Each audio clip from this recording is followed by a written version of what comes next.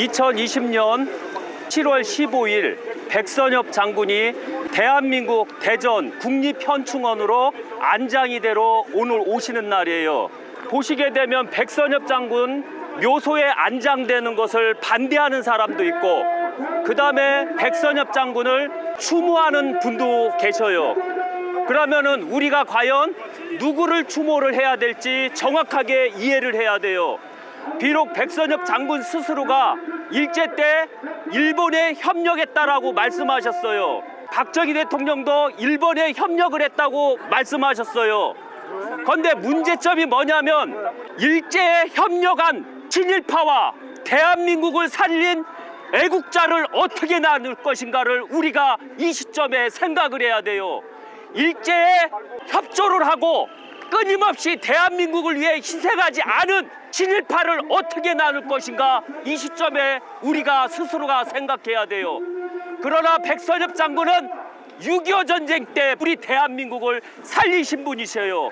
이런 분이 과연 친일을 했다라고 할지라도 우리가 그를 친일파로서 매도해야 될 건지 아니면 애국자로서 우리가 칭송할지를 먼저 생각을 해야 돼요.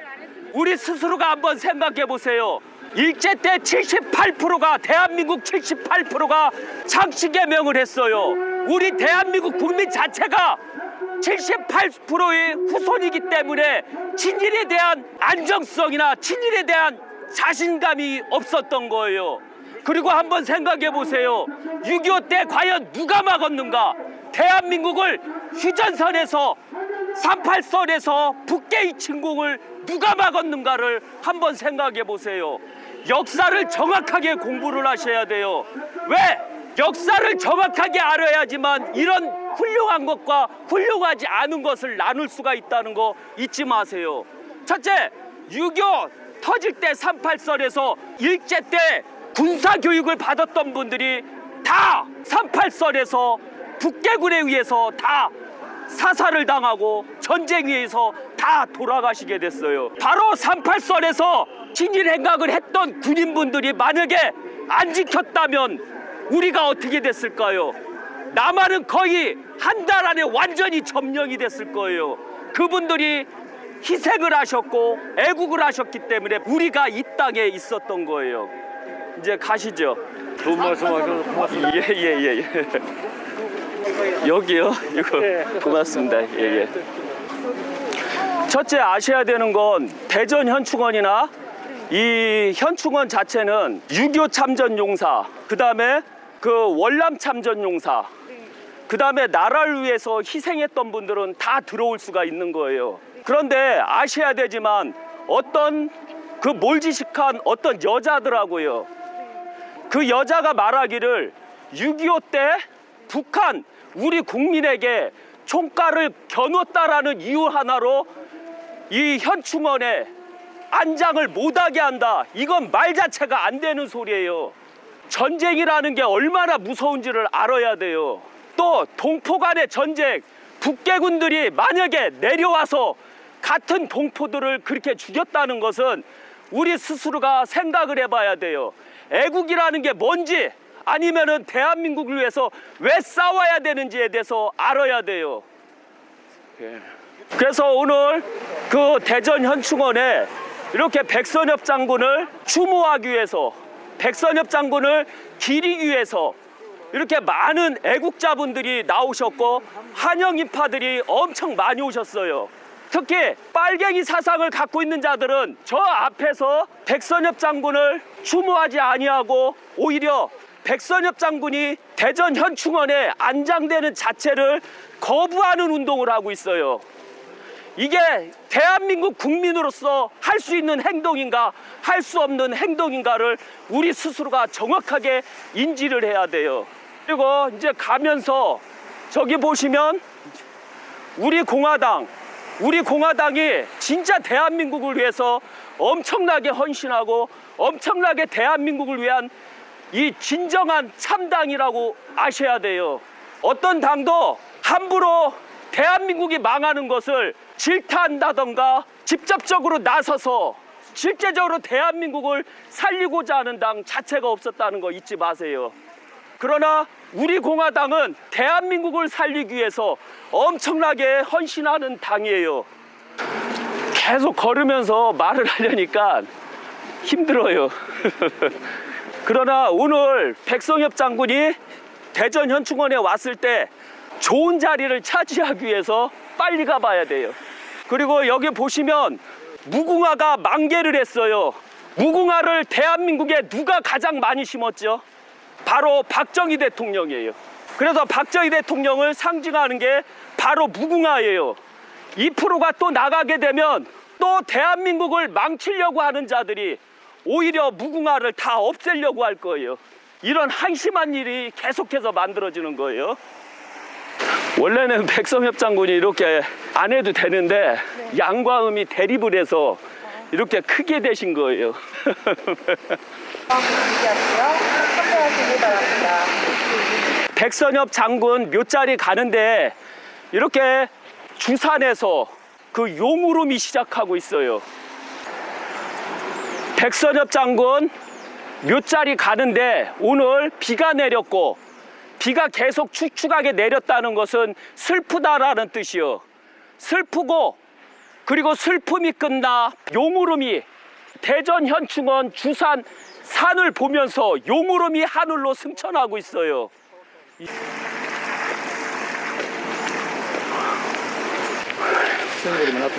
대한민국 6.25 영웅 백선엽 장군께서 군현병대 사이카의 보호를 받으면서 지금 백선엽 장군께서 대전 현충원에 오시고 계셔요.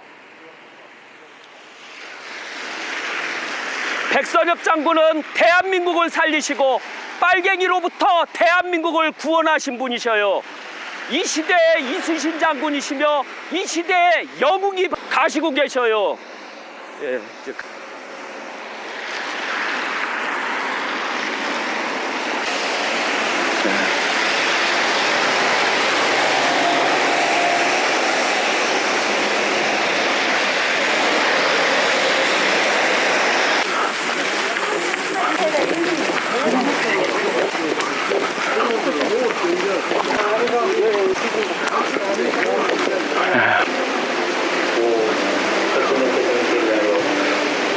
지금 오신 거죠? 빨리 뛰어야 되겠네.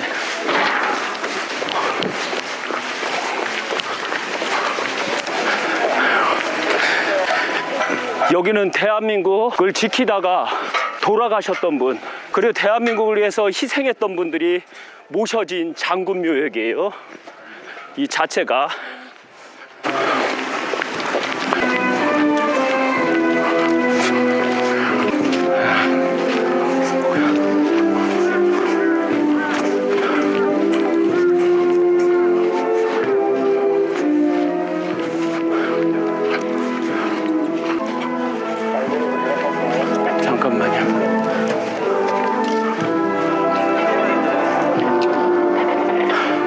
이렇게 지금 가시네요. 운구.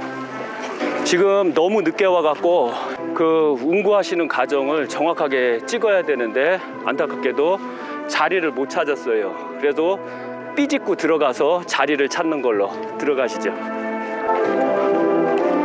이렇게.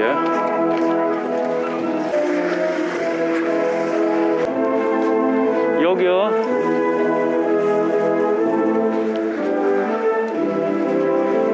저 앞에 이렇게.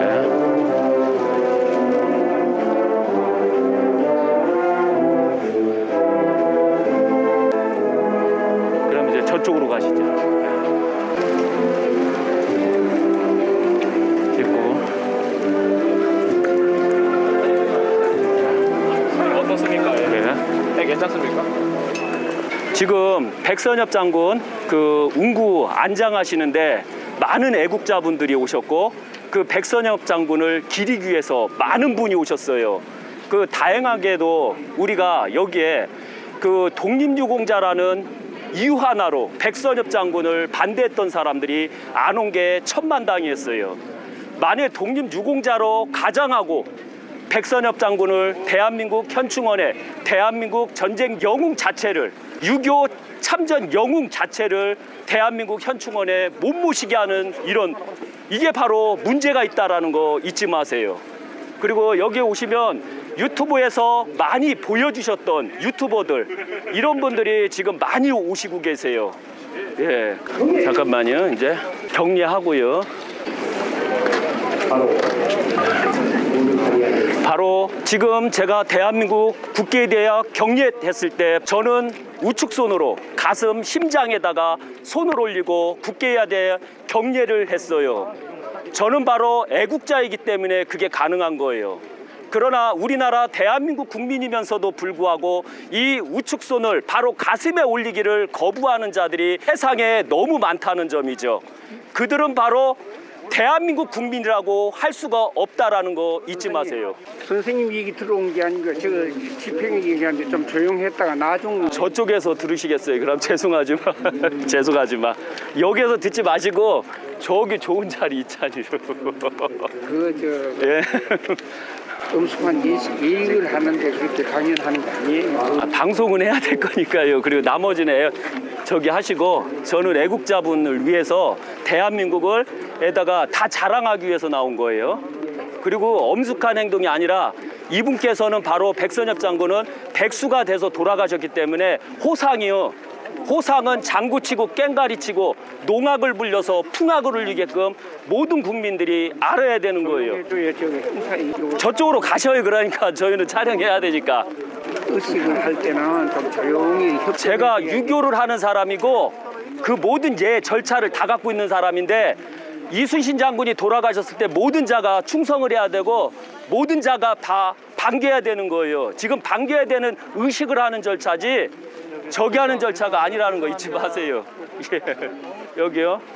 지금 안타깝게도 저는 백선엽 장군은 백수가 돼서 돌아가셨어요. 백수가 돼서 돌아가시면 유교 율법에 장수하셨다, 만수하셨다라고 해서 이 깽가리를 치고 농악을 울려 모든 사람들에게 그 모든 걸 다 알렸거든요.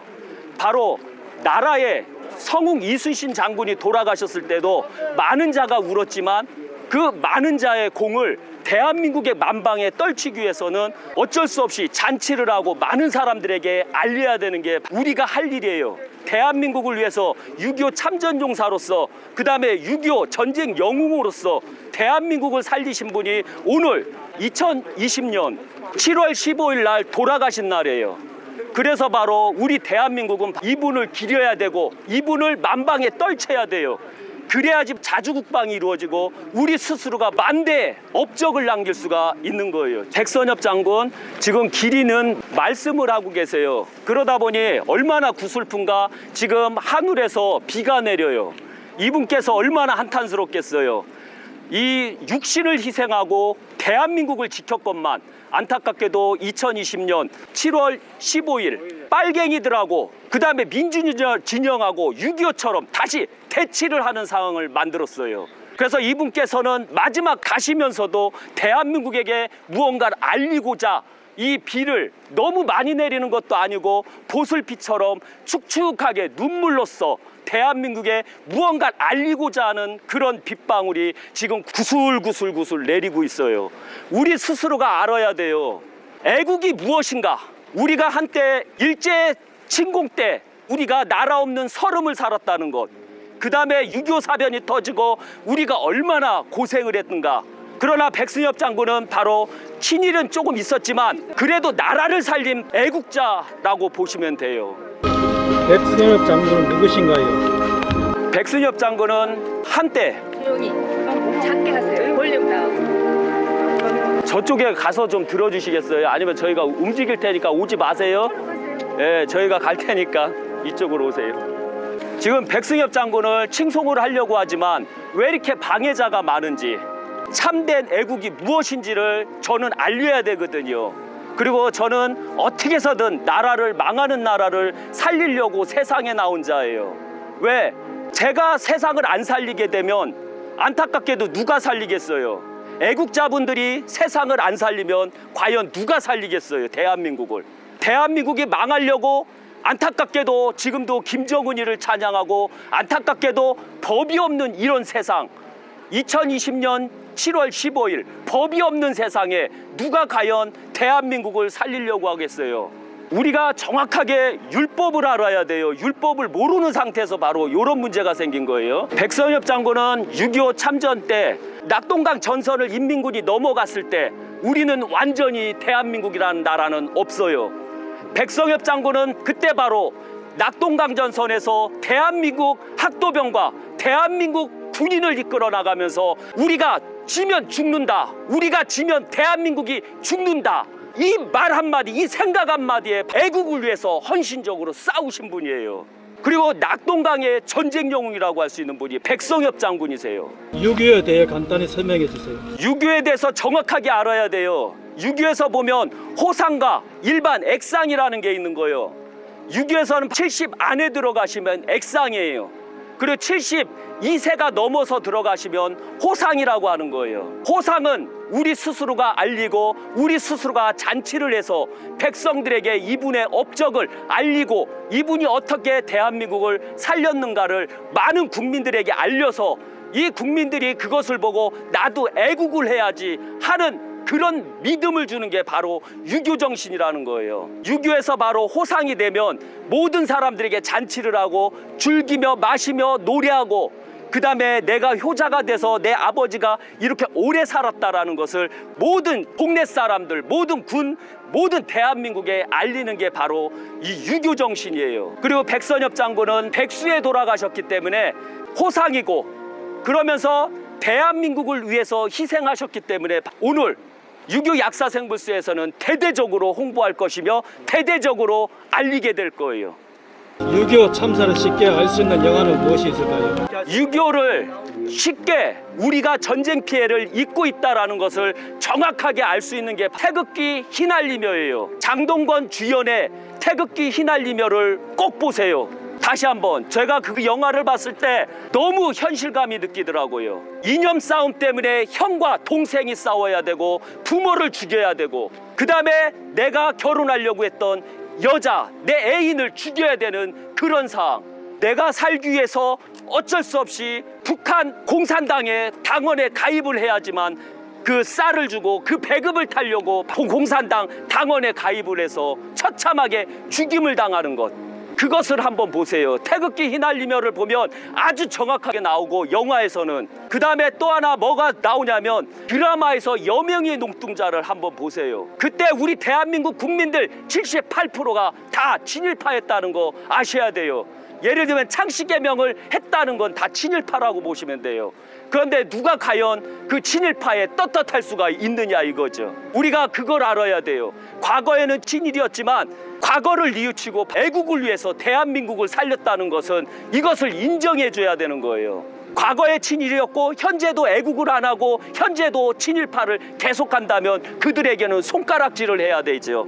그러나 과거의 일을 잊고 과거를 반성하면서 애국을 위해서 싸웠다면 그것은 우리 스스로가 칭송을 해야 되는 일이에요. 한국 정제의 활약은 어떠셨나요? 백선엽 장군은 어린 나이에 장군을 다셨어요. 거의 30세에 장군을 다셨어요. 이건 전쟁 중이고 그때 당시 보면 친일에 있었던 군인들 그때 당시 바로 장교들은 대다수가 다 90%가 친일이었다라고 보시면 돼요. 그리고 그들은 6.25가 터질 때 새벽에 전방에서 지키면서 나라를 지키다가 죽었어요. 나라를 살리려고 하는 친일과 나라를 죽이려고 하는 친일을 엄연히 구분해야 된다고 그랬어요. 그리고 엄청난 참담 속에 우리는 어쩔 수 없이 수많은 군인들과 수많은 애국지사들이 많이 죽임을 당해요. 한번 생각해봐요. 6.25 때 죽창 있죠. 총으로 쏴서 죽으면 얼마나 행복한 건데요. 그런데 죽창으로요 푹 찔러갖고 죽임을 당했다 생각을 해보세요. 그게 바로 6.25의 현실이에요. 그리고 사람을 우물이 있으면 우물에다가 다 빠뜨려서 다 죽여버려요. 그게 바로 6.25고 그게 바로 전쟁이에요. 그러나 안타깝게도 우리 스스로가 지금 다시 6.25를 맞고 있어요. 2020년 7월 15일 바로 새로운 6.25가 지금 대한민국에 이루어져 갖고 좌와 우가 대립해서 좌와 우보다는 바로 북과 남이 대립해서 지금 엄청나게 싸우고 있어요.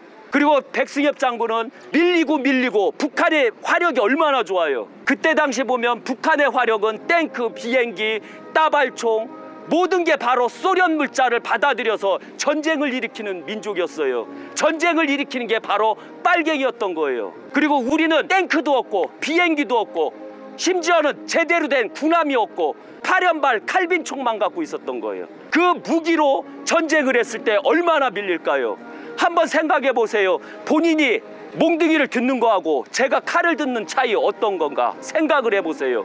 그런 엄청나게 밀리는 전쟁 속에서도 계속 후퇴하고 결국은 낙동강전선에서 마지막 배수진을 치고 낙동강전선이 붕괴되면 대한민국은 망한다, 이런 의지를 갖고 대한민국 군인과 학도병과 그 다음에 애국지사들이 합세해서 그 다음에 유엔군, 세계 유엔군들과 합세해서 우리는 낙동강전선을 지키고 또 지켰던 거예요. 그렇게 하고서 메가더 장군이 인천상륙작전을 하면서 우리는 거기에서 바로 해방이 되기 시작해요. 그리고 우리는 북으로 올라가죠.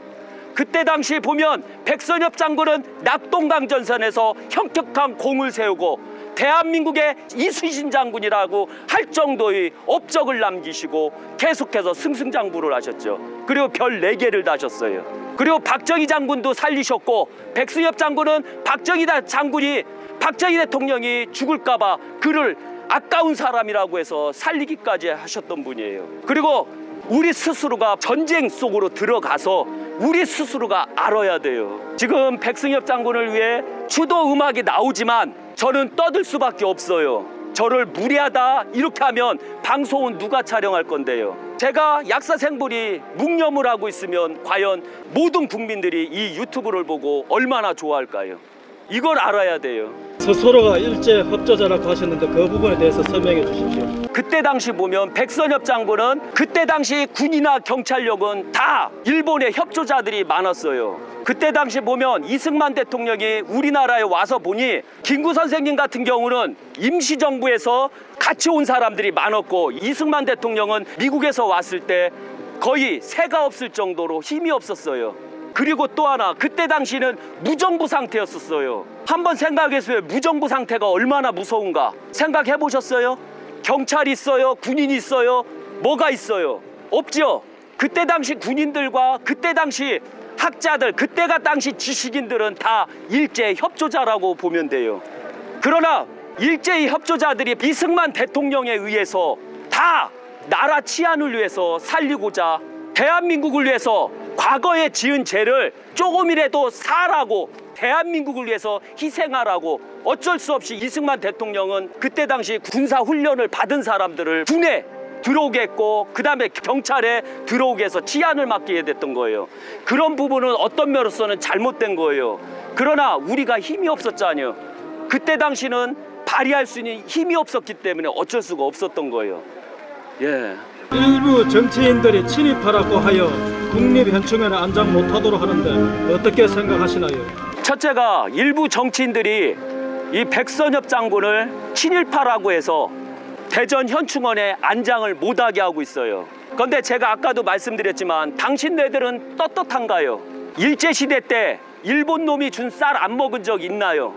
예를 들면 역대 대통령 중에서도 보면 일제에 협조를 한 사람도 있고 안 한 사람도 있어요.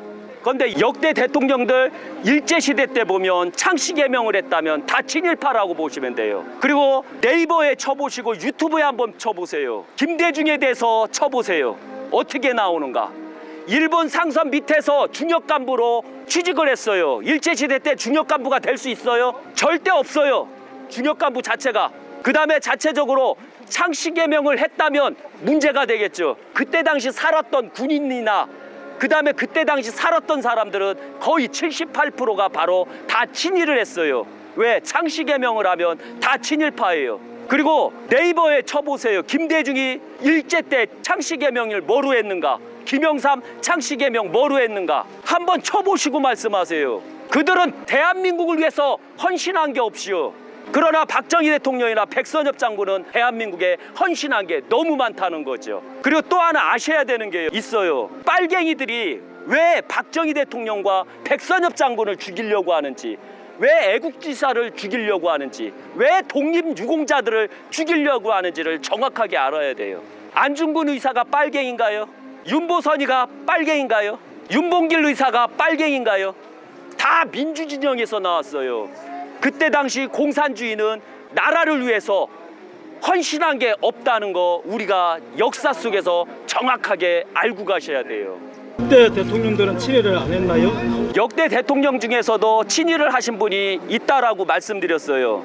첫째, 박정희 대통령은 학교 선생님이었다가 일제 군 헌병대로 입관을 하셨죠. 그 다음에 해방이 된 다음에 대한민국 구미에 가셔서 또 이승만 정부 때 군을 모집한다고 해서 군에 들어와서 살게 되죠.